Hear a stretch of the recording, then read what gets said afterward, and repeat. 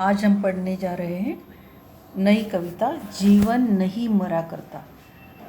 हमारा जो जीवन है वो कितना महत्वपूर्ण है और वो हमने किस तरीके से जीना है, क्या करने से क्या नहीं होता है, यही बात कवि ने हमें बताई है। कवि गोपाल दास सक्सेना, जिनको नीरज के नाम से जाना जाता है। तो इस कविता में कवि ने विविध उदाहरण बताए हैं और विविध उदाहरणों के माध्यम से उन्होंने जीवन की समस्याओं को और उनकी शाश्वतता की ओर संकेत किया है। तो हम चलते हैं कविता की ओर। पहले हम कविता पढ़ते हैं। छिप छिप अश्रु बहाने वालों, मोती व्यर्थ लुटाने वालों, कुछ सपनों के मर जाने से जीवन नहीं मरा करता। माला बिखर गई तो क्या है, खुद ही हल हो गई समस्या।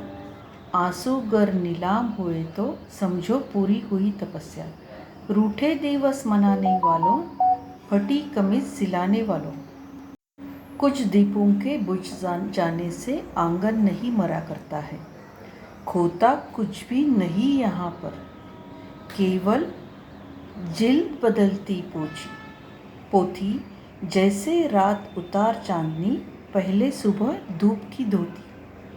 वस्त्र बदल कर आने वालों, चाल बदल कर जाने वालों, चंद खिलौनों के खोने से बचपन नहीं मरा करता है। तो यहाँ पर कवि हमसे ये कहना चाहते हैं कि कई बार हमारे मन की सभी बातें पूरी नहीं होती है। तो कई बार हमारे कुछ लोगों के सपने टूट जाते हैं। काफ़ी सपने लोग देखते हैं और कई बार वो पूरे नहीं हो पाते हैं। तो इस वक्त जब हमारे सपने टूट जाते हैं तो क्या होता है कि लोग छिप छिप कर आंसू बहाते हैं। तो आंसू तो इतने अनमोल है, कवि आंसुओं को मोती की उपमा देते हैं। तो मोती कैसे मौल्यवान होते हैं, वैल्यूएबल होते हैं। तो मोती की तरह कवि अपने आंसुओं को आंसुओं की तुलना करते, मोती के बराबर अपने आंसू हैं। तो कवि कहते हैं कि ये आंसू मत बहाया करो, कि इन्हें व्यर्थ मत लुटाते जाओ, क्योंकि कुछ सपने तो अगर टूट भी जाते हैं तो उससे कुछ फ़र्क नहीं पड़ता है, उससे कुछ जीवन मर नहीं जाता है। कुछ सपने टूटते, कुछ इच्छाएं टूटती है। तो इसका मतलब हमें ये नहीं है कि हमारा जीवन खत्म हो गया है, जीवन मर गया है। तो जिस प्रकार जब हम आंसुओं की माला बिखेर देते हैं, आंसुएं बहाते हैं, तो आंसू बहाने से समस्या हल नहीं होती है। कुछ समस्या का हल होता है क्या? कुछ उसके ऊपर सल्यूशन निकलता है क्या? नहीं। आंसू के बहाने से समस्या का हल नहीं होता है, समस्या हल नहीं होती है, समस्या खत्म नहीं होती है। तो जीवन में आने वाली कठिनाइयाँ खुद ही हल नहीं होती है, अपने आप ही हल नहीं होती है। तो आंसू अगर हम बहाते हैं तो समझो हमारी तपस्या पूरी हो गई। तो आंसू अगर हम नीलाम करते हैं तो समझो कि हमारी तपस्या पूरी हो गई है। तो नीलाम होने का मतलब है बिक जाना। कुछ हिंदी मूवीज़ में हमने देखा है कि घर नीलाम हो जाता है और सब लोग घर के बाहर आते हैं। तो नीलाम होने का मतलब है बिक जाना। तो आंसू अगर हमारे नीलाम हो गए तो समझो हमारी तपस्या पूरी हो गई। और फिर अपने रूठे दिनों को मनाने वाले, फटी हुई कमीज को सिलाने वालों, कुछ दीपों के बुझ जाने से आंगन नहीं मरता है। तो कुछ दियों के बुझ जाने से आंगन मर नहीं जाता है। तो खोता कुछ भी नहीं यहाँ पर। हम ऐसी कोई भी चीज़ नहीं कि जो यहाँ पर हम खो सकते, इस जीवन में हम खो सकते हैं। केवल जिल्द बदलती पोथी, पोथी का सिर्फ कवर बदल जाता है, बाह्य जो बाहर का जो आवरण होता है वो बदल जाता है। तो इस धरती पर ऐसी कोई भी खोने वाली चीज़ नहीं है, नश्वर चीज़ कोई भी नहीं है। तो हमें जीवन की मूल कहानी कभी नहीं बदलती। परिस्थितियाँ भले ही बदल जाती है, मगर हमारा जीवन वैसे ही रहता है। कुछ ऐसे हमेशा के लिए खो नहीं जाता है हमारा कुछ भी। जैसे सृष्टि जो है रात में चांदनी का सफ़ेद शीतल वस्त्र पहनती है, तो और सुबह क्या करती है, सृष्टि क्या करती है, सुबह उसे उतारकर धूप की धोती पहन लेती है। रात में चांदनी का वस्त्र पहन लेती है, चांदनी के सफ़ेद वस्त्र पहन लेती है, और सुबह उसे उतारकर धूप की धोती पहन लेती है। तो यह वस्त्र बदलकर आने वालों और चाल बदलकर जाने वालों, कुछ खिलौनों के खो जाने से बचपन नहीं मरा करता है। तो कुछ खिलौने खो भी जाते हैं। अगर समझो हमारे कुछ खिलौने खो जाते हैं तो क्या बचपन मर जाता है क्या? नहीं, कुछ खिलौने खो जाने से कुछ भी फ़र्क नहीं पड़ता है। बचपन वैसे के वैसा ही रहता है, बचपन की खुशियाँ वैसे की वैसी रहती है, उससे कोई भी फ़र्क नहीं पड़ता है। तो कुछ खिलौने खो भी जाते हैं तो अपना जीवन चलते रहता है, उससे कोई भी फ़र्क नहीं पड़ता है। और खिलौनों से ज़्यादा महंगी चीज़ें भी खो जाती है। सिर्फ खिलौने तो बहुत छोटी चीज़ है, मगर खिलौनों से बड़ी बड़ी चीज़ें भी अगर खो जाती है तो भी बचपन नहीं मरा करता है। तो इसलिए हमारे जीवन में कोई भी समस्याएं आए, कोई भी दुख आए, तो हमें आंसू बहाने की कोई ज़रूरत नहीं है। तो आंसू हमारे मोती की तरह है, बहुत वैल्यूएबल है। अगर कोई वैल्यूएबल चीज़ हम यहाँ वहाँ फेंक देते हैं क्या? नहीं। अगर हमसे कोई कीमती चीज़ गुम हो जाती है तो हम उसे ढूंढने की पूरी कोशिश करते हैं, क्योंकि वो कीमती होती है, वैल्यूएबल होती है। तो उसी प्रकार कवि कहते हैं कि हमारे जो आंसू है वो बहुत कीमती है और उसे व्यर्थ नहीं जाने देना चाहिए। तो यहाँ तक हमने सीखा है कि ज़िंदगी में कुछ भी हो जाए, हमें आंसू नहीं बहाने चाहिए। छोटी छोटी समस्याएं आती रहती है, मुसीबतें आती रहती है। इसका मतलब ये नहीं कि हमने बचपन में अगर ऐसा कुछ होता है तो ऐसे नहीं कि बचपन हमारा पूरा चला जाता है या बचपन मर जाता है या वहाँ पर हमारा बचपन ख़त्म होता है, ऐसा कुछ भी नहीं है। तो इसलिए हमें किसी भी बात का दुख नहीं करना है। ज़िंदगी आगे चलते रहती है, हमारा जीवन आगे चलते रहता है, तो हमने भी वहाँ रुकना नहीं है, हमने चलते जाना है और दुख नहीं करना है। तो सृष्टि से हम सीखते हैं कि हमें जीवन में दुख नहीं करना है, आंसू नहीं बहाने हैं। उसके बाद है कि और इस कविता में कवि हमें और क्या क्या उदाहरण देते हैं वो हम देखते हैं। तो आगे जाकर कवि कहते हैं कि पनघट मतलब जहाँ औरतें पानी भरती है, पानी भरने की जो जगह होती है ना, उसे पनघट कहते हैं। तो आगे जाकर कवि क्या कहते हैं, कितनी बार गगरियाँ फूटी, शिकन न पर आई पनघट पर, कितनी बार किश्तियाँ डूबी, चहल पहल वो ही है तट पर, तम की उम्र बढ़ाने वालों, लव की आयु घटाने वालों, लाख करे पतझर कोशिश पर उपवन नहीं मरा करता है। लूट लिया माली ने उपवन, लूटी न लेकिन गंध फूल की। तूफानों तक ने छेड़ा पर, खिड़की बंद न हुई धूल की। नफरत गले लगाने वालों, सब पर धूल उड़ाने वालों, कुछ मुकड़ों की नाराज़ी से दर्पण नहीं मरा करता है। बहुत सुंदर कविता दी है कवि ने यहाँ पर। तो कवि कहते हैं कि कितनी बार गगरियाँ फूटती है, क्योंकि वो मिट्टी की होती है ना। तो अब जब पानी भरते भरते कई बार गगरियाँ फूट चुकी है, कितनी सारी औरतों की गगरियाँ फूटती है, मगर ये जो पनघट होता है जहाँ हम पानी भरते हैं, उसे कोई भी शिकन न आई, उसे सिलवट नहीं आई, मतलब चिंता नहीं आई। इतनी सारी गगरियाँ फूटने के बाद भी पनघट ने फूटी हुई गगरियों की चिंता नहीं की। उसे कोई फर्क नहीं पड़ा कि कितनी गगरियाँ पनघट पर फूट रही है। और कितनी बार तो क्या होता है, पानी में किश्तियाँ डूब जाती है।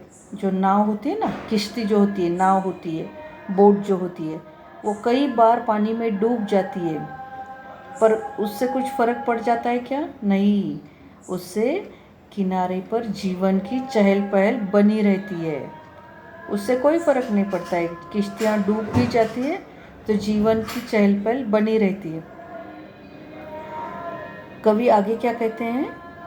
कवि कहते हैं, तम की उम्र बढ़ाने वालों, मतलब तम मतलब अंधेरा, तो तम की उम्र बढ़ाने वालों, लव की आयु घटाने वालों।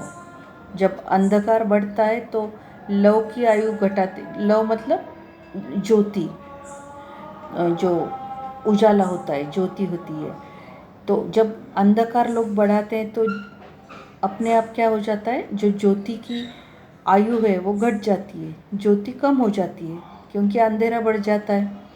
तो कवि कहते हैं कि जो लोग बढ़ाते, अंधकार बढ़ाते, उससे क्या होता है, ज्योति की आयु घटती है। लाख करे पतझर कोशिश पर उपवन नहीं मरा करता। पतझड़ जो होती है ना, जिससे पत्ते झड़ जाते हैं, उसे पतझड़ कहते हैं।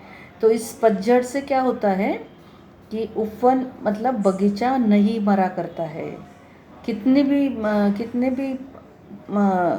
पेड़ के पौधे क्यों, पेड़ के पत्ते क्यों ना गिरे, मगर उससे बगीचे ख़त्म नहीं हो जाते, दूसरे पत्ते आ जाते हैं।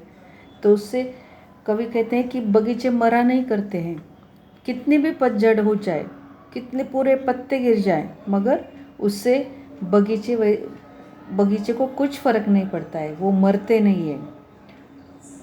लूट लिया माली ने उपवन, लूटी न लेकिन गंध फूल की।